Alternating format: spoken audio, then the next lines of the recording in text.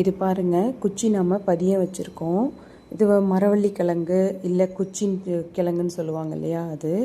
இது வந்து கோவச்செடி. கோவக்காய் நம்ம சாப்பிட்ற கோவக்காய் இருக்குல்ல, சமைக்கிறமே அது.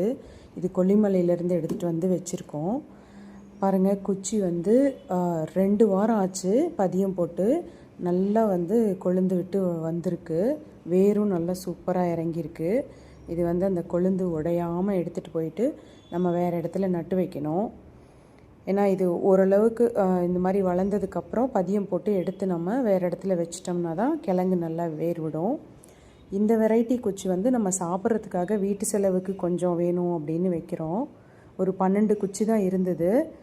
அதுக்கு வந்து நம்ம காய்கறி தோட்டம் போடலாம் அப்படின்னு சொல்லிட்டு ஒரு வயல் ஃபுல்லாகவே விட்டு வச்சுருக்கோம். அங்கே வச்சிடலாம் அப்படின்ட்டு நான் எடுத்துகிட்டு போகிறேன். பாருங்கள், எவ்வளோ சூப்பராக நல்லா தளைஞ்சி வந்திருக்கு. 2 வாரத்தில் நான் தண்ணியே ஊற்றலை. மழை தண்ணியிலேயே, மழை பெய்யும்போது அந்த மழை தண்ணியிலேயே நல்லா வளர்ந்து வந்துருச்சு. இதெல்லாம் கொஞ்சம் மேலே வச்சிட்டதுனால, வரப்பு மேலே வச்சிட்டதுனால வேர் அவ்வளோவா விடலை.